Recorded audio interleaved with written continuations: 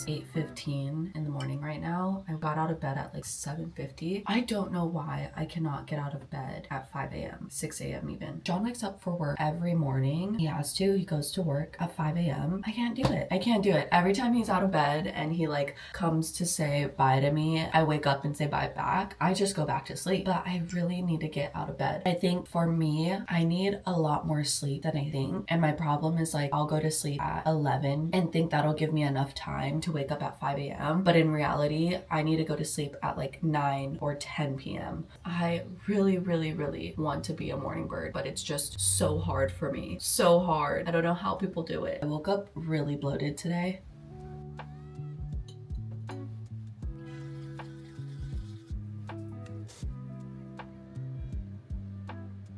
I love to do red light therapy for 5 minutes in the morning and 5 minutes at night before I put any skincare on. There's a lot of good benefits for your skin, but I also just think it helps calm my body. Whenever I do red light therapy, I try to meditate and focus on just thinking about red light therapy, and any other thoughts that come into mind, I kind of wipe out and just bring myself back to thinking about red light therapy, and it helps calm my nerves and everything. So love starting out my day like that, love ending my day like that. Nothing will hydrate me better than Vaseline. They call it healing jelly for a reason.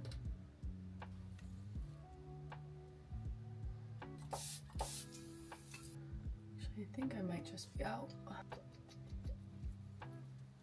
Love hyaluronic acid for added hydration, and I always buy the Ordinary hyaluronic acid 2% plus B5. It's just a nice affordable serum. You do have to be careful with it pilling though. If your skin's not hydrated or if you're putting on too many products, it could pill. But I found that spraying this thermal spray before and sometimes after helps with the pilling. So it just allows your skin to absorb the serum a lot better. I'm not gonna do my makeup. I'm just gonna use sunscreen and then do my makeup after filming. Scoochie. Whoa, don't mess with the DJI, please. I love doing my hair with the wavy talk whenever I want the look of a blowout, but my hair is already dry. While I wait for that to heat up, I'm just gonna warm up my bone broth for the morning and wake up the house. And the candle warmer, and now to make my bone broth. Had a tuna can in the recycling and they messed with it. Actually, let me feed these kitties because they're hungry. I actually need to go to Costco and buy more bone broth because I forgot. Teeth? Oh, clean? Clean? They love this stuff. Clean? I'm trying to figure out like a word for them to like know. And I think clean wins. I was gonna do brush, but then when I brush their hair, I have to say brush. So this is clean. Oh my goodness. Okay. You eat so quickly. You have to slow down, girl. Salt.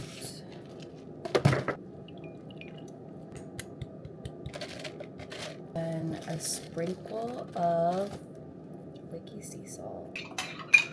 My wavy talk is definitely hot now.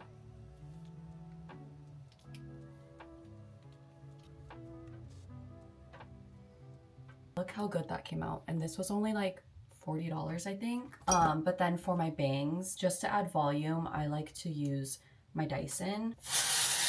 Okay, let me change and I need to start working. I'm so sad. I was using this sweater to cook yesterday and I got oil on it. So I'm gonna put shout on it and then throw this whole outfit in the washer.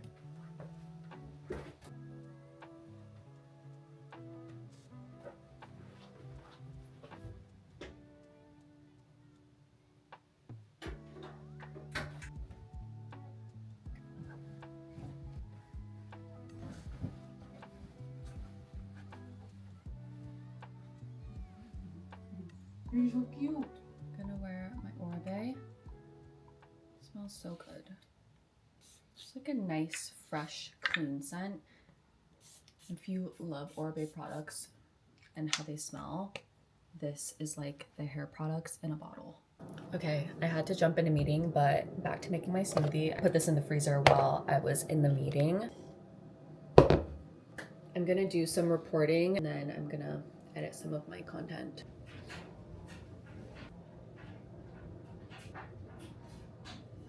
Okay, so I just finished my reporting for the day for work. So I'm gonna do another load of laundry and then start to edit my content for freelancing and start filming.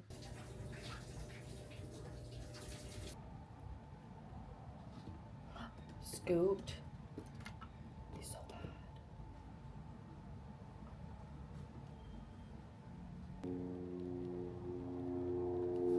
I am honestly so nervous and scared about this next chapter of going full-time freelancing. I was just so used to getting a consistent paycheck from my corporate job and then having freelancing as a side hustle. And now that it's my full-time, I'm really nervous about meeting my financial goals because obviously, like, well, not obviously, but transitioning to full-time freelancing, it's no longer a side hustle and I have to be making a full-time income in order to make it sustainable. Last year, I made $22,000 for the year of 2025 freelancing, and that was my side hustle. So that was added on top of my corporate full-time role, which was really nice, and it was just nice to have that extra income. And in 2026, I am transitioning to go full-time freelancing, and obviously I have to make more money than $22,000 in the year in order for it to be sustainable. Also have to factor in taxes. If I want to make a sustainable income in 2026 freelancing, like ideally, I would need to bring in $140,000 in 2026 in order to meet my financial goals after taxes is taken away. So that's gonna be very challenging. I have to put my head down. I have to stay consistent and really discipline myself to, you know, show up for myself. My word for 2026 is discipline. I really want to get better at planning my day before I jump into it, but lately that has just been the case, and I'm working towards building that routine that works for me. So these vlogs are just gonna show the journey of me figuring out my routines and just the realness. So midday, checking to see what I need to do.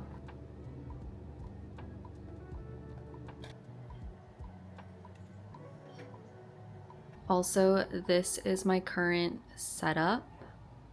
Really love how it's in front of the window. Our office setup is it's very undone to say the least, and it's definitely not curated. There's just so much going on in the back. But the cat litter is there, and then we have chairs that we're trying to sell their treadmill, and then John stuff and water. So I definitely would not say that this is the cutest corner of our apartment, but you know, we have a small space. It's gonna be this way until hopefully we could rent a house.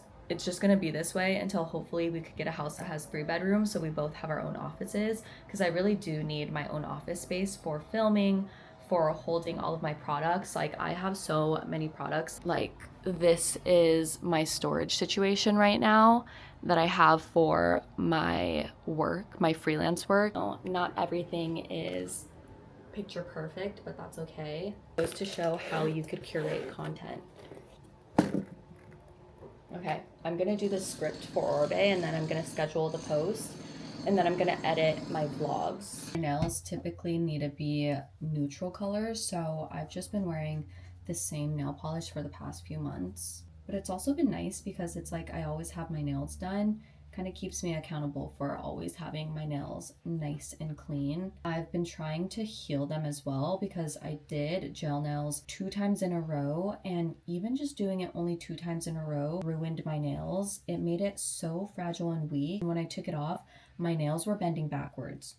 That's how bad it was. I spent a long time editing one of my vlogs. It's just one of my old vlogs that I didn't get around to editing, and even though it's like months old, I still want to get it out on my page because I want to practice editing my vlogs. I was watching my old vlogs from like 2017, 2018, and I was such a good vlogger. I was so natural in front of the camera. The editing, it's just always so nostalgic watching it back. I need to get back on that level.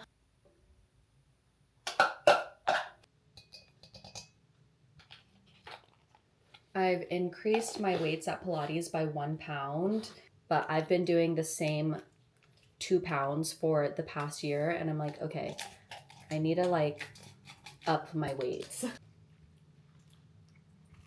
I am going to my workout class with Tavy. I don't think I'm gonna bring this camera with me because it's a pretty packed class and I don't think we're gonna be sitting in the back. I would only bring it if we were sitting in the back, but I don't think we are. Let me just make sure this has a clip.